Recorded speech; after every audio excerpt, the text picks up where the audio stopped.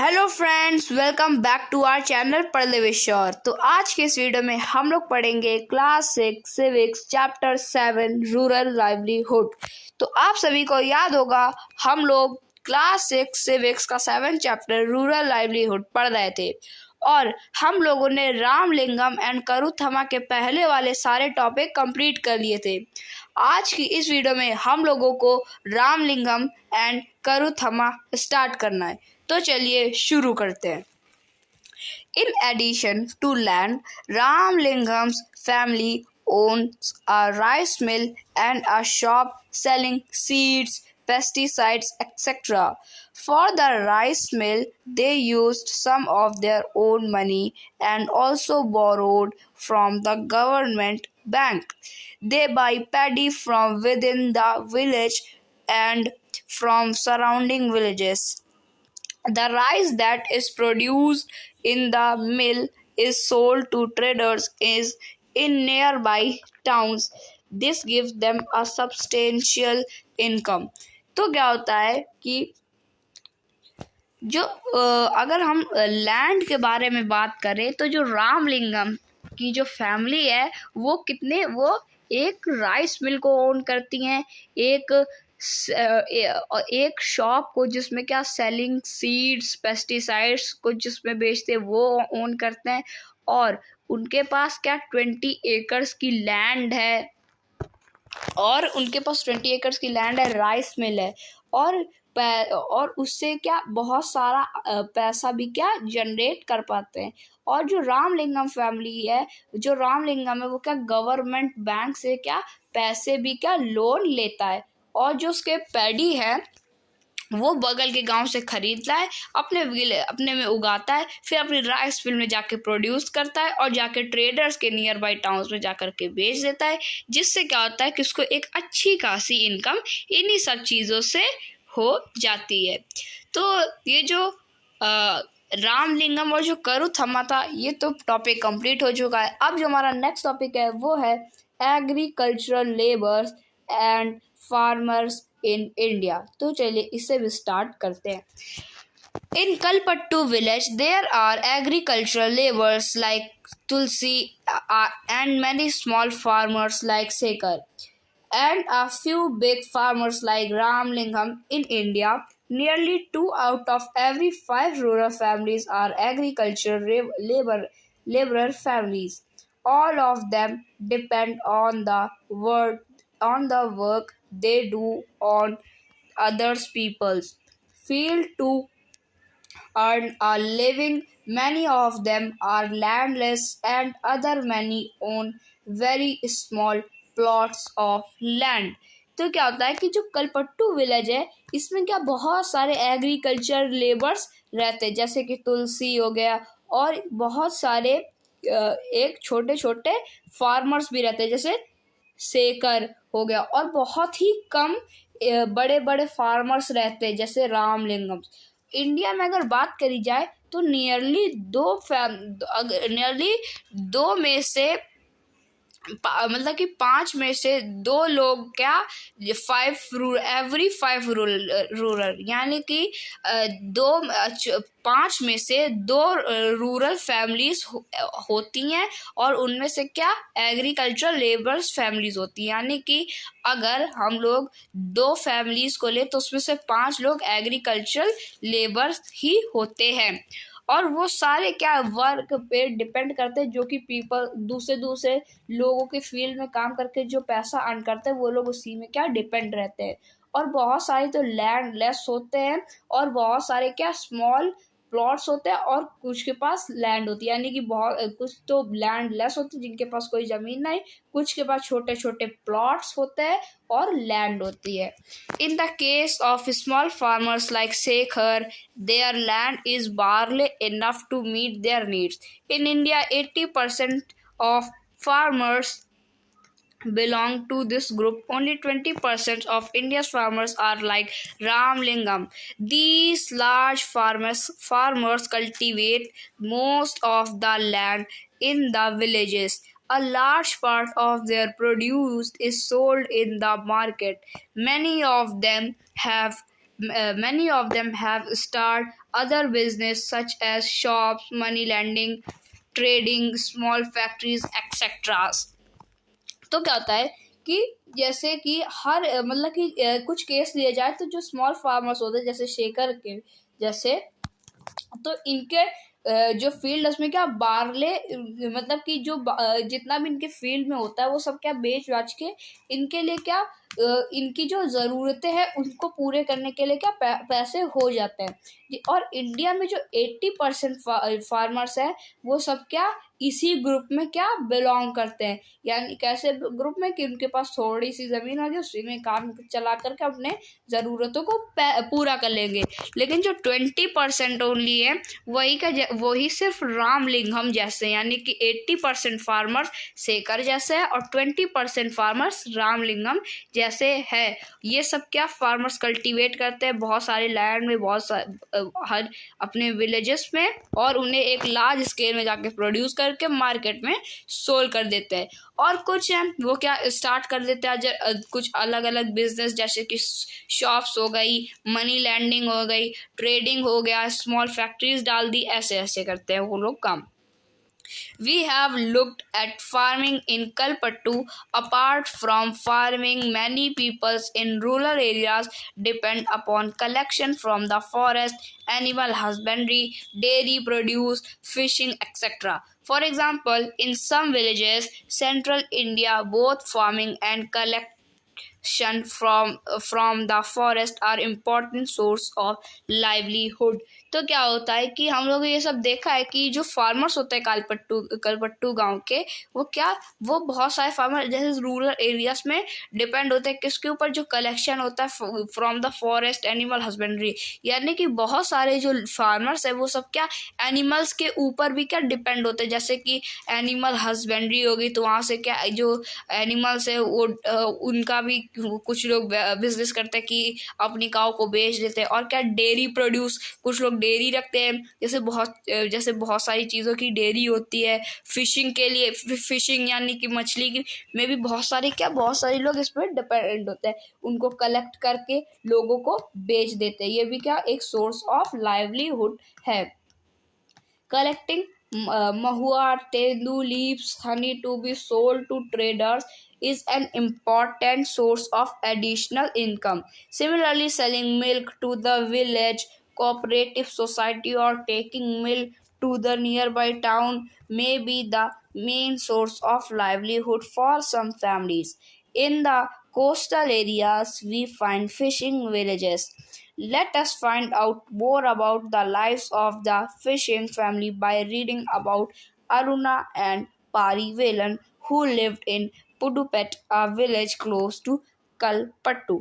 तो क्या होता है कि ऐसे सिमिलरली कुछ लोग क्या जैसे मिल्क हो गया तो मिल्क को बेचते हैं, और मिल्क को बेचते हैं जैसे कोऑपरेटिव सोसाइटी में, तो इससे भी क्या उनको क्या अच्छा खासा पैसा मिल जाता है। और कुछ लोग क्या कुछ फिशिंग भी करते हैं जिससे क्या उनकी लाइवलीहुड वो भी क्या मेन लाइवलीहुड है किसका सोर्स का, और उनसे भी उनका क्या जो भी उनका जो जीवन यापन है वो हो जाता आसानी से। तो जो कुछ लोग हैं, दो लोग कौन, अरुणा एंड पारीवेलन, ये पुडुपेट नाम के एक गांव में रहते हैं जो कि कलपट्टू गांव के बगल में ही है, यानी नेबर है, एक नेबर है नेबरी विलेज है कलपट्टू गांव का पुडुपेट। वहाँ पे दो लोग रहते हैं, अरुणा एंड पारीवेलन। उनके बारे में भी हम लोग पढ़ते हैं। तो क्या है Aruna and Parivelan. Parivelan not very far from Kalapattu is the village of Pudupet. People here earn their living by fishing. Their houses are close to the sea, and one finds row of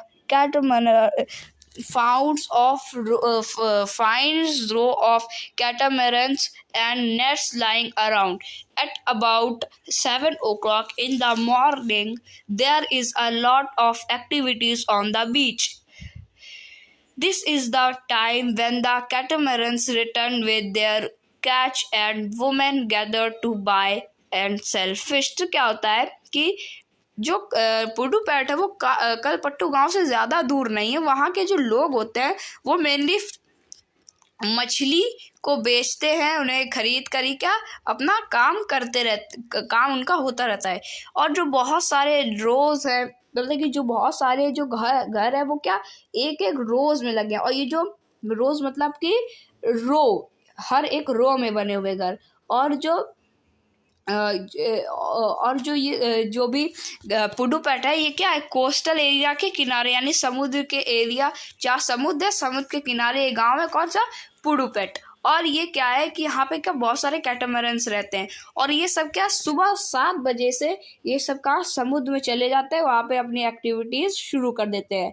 और जो वुमेन्स होती हैं वो क्या सुबह 7 बजे से आकर के वो भी क्या सेल फिश, यानी कि जो फिश है उन्हें क्या सेल करने लगती हैं। My husband Parivelan, my brother and my brother-in-law returned late today. I was very worried. They go to the sea together in our catamaran. They said they were caught in a storm. I have kept aside some fish for the family. I will auction the rest. The money I get from the auction will be divided into 4 shares, one each of the person who went fishing, and the fourth one is for the equipment. Since we own the catamaran engine and nets, we get that share too. We have taken a loan from a bank and purchased an engine which is fixed on the catamaran. Now they can go far into the sea so that they can get a better catch. तो क्या होता है कि जो अरुणा है वो कह रही होती है कि जो मेरे हस्बैंड है पारीवेलन, और मेरा भाई और मेरा ब्रदर इन लॉ, यानी कि मेरे जो पति का भाई, वो सब कहाँ गए हैं समुद्र के अंदर, और वो अभी तक लौटे नहीं। उनको क्या बहुत चिंता हो रही है। क्यों चिंता हो रही है? क्योंकि वो कह रहे थे कि वो कहाँ पर फंस गए हैं, वो एक स्टॉर्म में फंस गए, समुद्र में एक स्टॉर्म में वो सब फंस गए हैं। तो क्या कह रहे हैं कि जो वो सब किससे गए, कैटामैरन। कैटामैरन क्या है, एक बोट है, एक नाव को क्या कैटामैरन कहते हैं। तो जो कैटामैरन से वो गए हैं, और कह रही कि जो जितने भी हम लोग फिश लेकर आते हैं उसको बेचने के बाद जितना भी पैसा होता है वो सब हम लोगों को क्या 4 पार्ट में डिवाइड करना होता है, 4th शेयर में। 3 लोग देखो 3 लोग जाते हैं समुद्र में, तो 3 पार्ट उसमें चले जाते हैं। एक पार्ट बचता है तो किसके लिए, वो इक्विपमेंट के लिए हो गया, और जिनकी कैटामैरन है उसके लिए हो गया, नेट हो गया वो उसके लिए, कैटामैरन का जो इंजन है उसके लिए हो गया, और बैंक से लोन लिया था उसमें क्या वो 4th शेयर जा करके लगता है। और ये सब लोग सुबह सुबह उठ करके जल्दी से जाते हैं सी में, सी के बीच, समुद्र के बीच में, वहां जा करके मछलियां पकड़ते हैं ताकि इनको ज्यादा मछलियां मिल सके। The women who buy fish here will carry them in baskets to be sold in nearby villages. Then there are others like traders who buy for the shops in the town. I will only finish this auction by noon. In the evening, my husband and our relatives will untangle and repair our nets. Early tomorrow morning around 2 a.m. they will set out to sea again. Every year for at least about 4 months during the monsoon they cannot go to the sea because this is when the fish breed. During these months we survive by borrowing from the traders. Because of this, later on we are forced to sell the fish to that trader and cannot do our auction. Those lean months are the most difficult. Last year we suffered a lot because of the tsunami. तो क्या कहते हैं कि जो औरतें होती हैं जो कि फिश खरीदती हैं वो क्या बास्केट्स में इनको कैरी करती हैं और जाकर के पड़ोस के गांव में जाकर के बेच देती हैं। और जो कुछ अलग अदर्स जो कोई अलग अलग ट्रेडर्स होते हैं वो सब इन्हें बाय करते हैं और शॉप्स में टाउन्स में जाकर के डायरेक्ट सप्लाई कर देते हैं। लेकिन ये जो अरुणा है ये सब इसे कहाँ पे फिनिश करती है, ऑक्शन में फिनिश करती हैं। दोपहर में ये सब क्या ऑक्शन लगा करके दोपहर में सारे बेच देती हैं, और शाम को जो उनके हस्बैंड है और जो रिलेटिव्स है वो सब क्या जो इनका कैटामैरन है और जो नेट्स है उन्हें क्या रिपेयर करते हैं। और अगले ही दिन सुबह 2 बजे, सुबह के 2 बजे वो सब क्या ये सब सेटल करती है सी के पास जाके, और एवरी ईयर वो सब क्या वहाँ पर जाती हैं। और फिर क्या होता है कि every year for a least about 4 months during the monsoon they can not go because of fish breed, मतलब कि और हर साल 4 महीने तक वो सी में नहीं जाते। क्यों? ड्यूरिंग द मानसून, मानसून की वजह से, और इसलिए भी क्योंकि तब जो फिश है वो क्या ब्रीड कर रही होती है। During this months we survive by boring, यानी बोरोइंग, यानी कि इस समय ये जो अरुणा और पारीवेलन है ये सब क्या ट्रेडर से क्या पैसे बोरो करती, पानी बोरो करना मतलब कि उधार लेती है। और ये सब उनको फिर जब जैसे ही सारा सीजन जाता है तो इन सबको क्या फोर्स करा जाता है कि पैसे लौटाओ पैसे लौटाओ। तो इनको पैसे कमाने के लिए क्या इनको जल्दी जल्दी सुबह जाना पड़ता है, फिश लानी पड़ती है, ऑक्शन करना पड़ता है, सब क्या बेचना होता है। और अरुणा कहती है कि लास्ट ईयर, और ये जो समय होता है ये 4-5 महीने का, ये बहुत ही ज़्यादा डिफ़िकल्ट टाइम होता है क्योंकि लास्ट ईयर ये सब लोगों ने क्या सुनामी से सफ़र्ड है, यानी कि लास्ट ईयर इसी टाइम में क्या इसी मानसून में क्या सुनामी आ गई थी।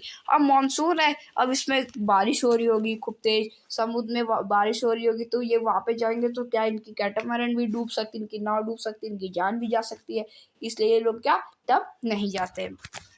तो फ्रेंड्स ये जो हमारा ये वाला भी जो टॉपिक था अरुणा एंड पारीवेलन, ये भी कंप्लीट हो चुका है। अब जो हमारा नेक्स्ट टॉपिक है रूरल लाइवलीहुड, इसे भी हम लोग स्टार्ट करते हैं। तो चलिए शुरू करते हैं।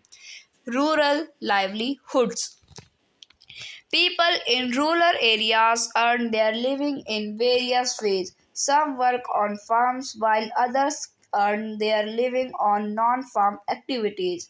Working on farms involves operations such as preparing the land, sowing, weeding, and harvesting of crops. We depend on nature for the growth of these crops, hence life revolves around certain seasons.